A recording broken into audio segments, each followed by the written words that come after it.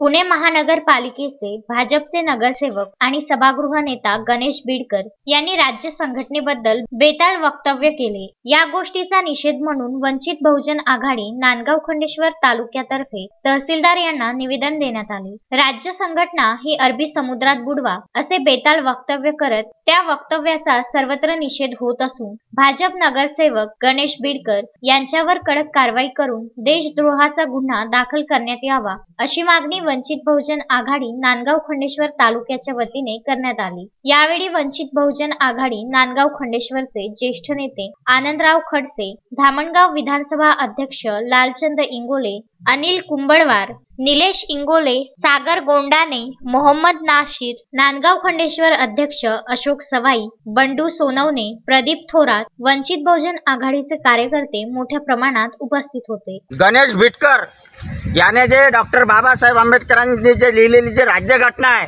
आणि त्या राज्यघटनेवर जो हा देश आजपर्यंत चालतो, त्या राज्यघटनेला आमचे जर कामं होत नसेल तर ती राज्यघटना अरबी समुद्रात बुडवली पाहिजे असे जे बेताल वक्तव्य त्या ठिकाणी केले, त्याचा वंचित बहुजन आघाडी नांदगाव खंडेश्वर तालुक्याच्या वतीने आम्ही तीव्र अशा शब्दात या ठिकाणी निषेध करतो आणि त्या गणेश बीडकरचा या ठिकाणी धिक्कार आम्ही या ठिकाणी वंचित बहुजन आघाडीच्या वतीने करतो।